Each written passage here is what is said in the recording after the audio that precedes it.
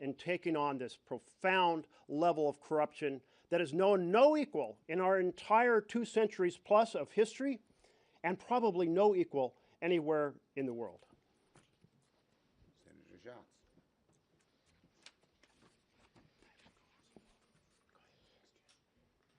Jeff's got a plane. People are really struggling out there. They can't afford their health care. They can't afford their utility bills. They can't afford to fill their gas tank. They can't afford their mortgage. They can't afford their rent. And you would think that if the political party in charge has basically 2 golden tickets to pass major legislation through this process, that they would prioritize making life more affordable for their constituents. But instead, they want to quadruple the size of ICE, they want to build a ballroom, and they want to provide compensation for the people that stormed this Capitol and beat up cops.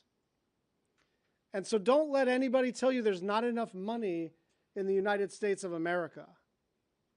What they are telling you is that there is enough money for a ballroom. There is enough money to pay off their friends and violent insurrectionists.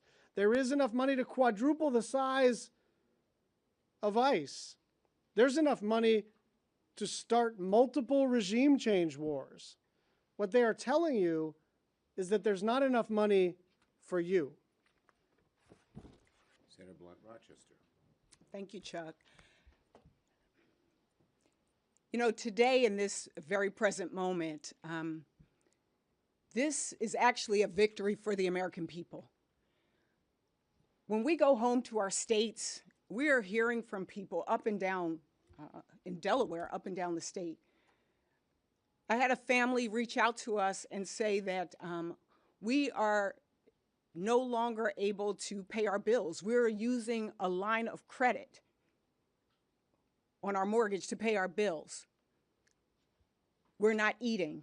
This woman was 60 years old who wrote to us, and she said, she ended it by saying, I'm a Republican. Everybody is hurting across this country, and what this administration is doing is showing us what their priorities are. Their priorities are a gold-plated ballroom. Their priorities are a new reflecting pool, which we hope is not painted with the face of Donald Trump at the bottom. They're showing us that their priorities are building detention centers. In the 250th anniversary of this country, this is not the direction that we should be going. People are hurting, and this administration is acting as if the American people are their ATM. And so we stand here today to say, we're glad that this happened today, that it was stopped, it was stalled, but we know this is not the end.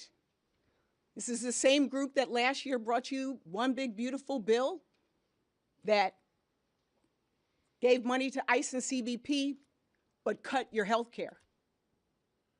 And so we're going to continue to fight. We're going to continue to stand up for the American people. And as my colleague said, we hope that this is a new day for Republicans in Congress, that we take our power back, because our power stems from the people. So I just want to thank Chuck for giving us this opportunity, but just tell the American people to stay tuned.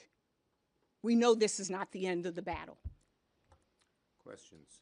Yes.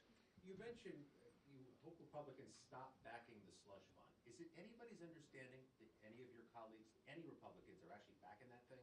The whole fight that they've had today is about bowing down to Donald Trump and doing what the American people don't want them to do, whether it's the ballroom or the slush fund, or siding with the American people.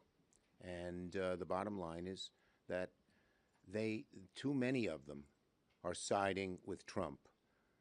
They're either afraid of Trump, look what happened this week, or they are blind, so blind that they don't see that it's costs, costs, costs that's making the American people angry and frustrated. And frankly, we're angry and frustrated that Republicans don't join us. We want to help people feed themselves. We want to help people be able to go to work and pay for that tank of gas. We want to help first-time home buyers afford a mortgage. And they're busy fighting amongst themselves on something the American people don't care about. Thank you, Mr. Leader. When you all return, the FISA deadline will be, I think, June 12th. Are you concerned that because they didn't handle this before Memorial Day, that this will impact a must-pass piece of legislation? Look, the FISA needs reform. I think almost all of our caucus feels it needs reform, and we're willing to work with the Republicans to get that reform. I don't think they know where they're at. But because they did, Yes. Senator Schumer, sort of up until now, the main Democratic electoral message has been affordability, the cost of living, prices. Are you guys now going to talk a lot more about corruption going into the fall? Look, because you've got now this fund. here's the link. Corruption often leads to the high prices. Donald Trump sided with the big oil and gas industries and cut off the cheapest way to get power on the grid. Donald Trump, listening to a few big industry people, put in the tariffs that raised the costs. The two are tied together. Our goal is to get the costs lower, but the corruption in this administration pushes them to do the opposite. Yes. Thank you. Can you talk for a moment about what some of these amendments would have looked like? When I talked to Republican senators, they all said in this vote-a-rama, had it happened, they said you guys would have had certain votes that would have put them in tough spots based on the compensation fund. Can you characterize, describe what? No, I'm not going to get into the specific amendments, but we made clear that we felt that this corruption was so vile that we were going to do everything we can in reconciliation to try to get it undone. And that is the case. It will, if they come back and keep these things in their bill, we'll keep that fight, but we'll also be reminding people over and over again on the costs of living, the affordability issue, which is number one and always has been number one for us. And the reason we hate this stuff so badly is not just its innate corruption, which turns your stomach, but because it stands in the way of us doing what the American people want, what we were sent here to do. Get down those prices. Yes. Possible drawdown of United States troops in Europe, how that might influence European security, specifically the Baltic states, while Russia is continuing. Look, the bottom line is that this war in Iran he still hasn't said what the goal is. He still hasn't said how much it's going to cost. He still hasn't said how long it's going to last and how he's going to pay for it. And so, yes, this war undermines all the other things that we think need to be done. Yes. Mr. Leader, just to clarify, beyond possible amendments, is there anything that Senate Democrats plan to do legislatively to block this anti-weaponization fund? And separately, do you agree with the findings of this new DNC autopsy report? Well, look, we'll do everything we can to stop this slush fund, whether it's in the courts, whether it's legislative, whether it's through reconciliation or any other legislative means. As for the second, I haven't seen the report yet. I've been kind of busy today. Last one. What is your opinion on the lifting sanction on Russian oil?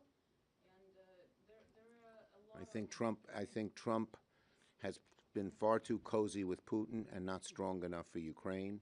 One of the things we'd like to do is impose those sanctions on Russia, which still the Republicans aren't ready to go forward with. Thank you, everybody.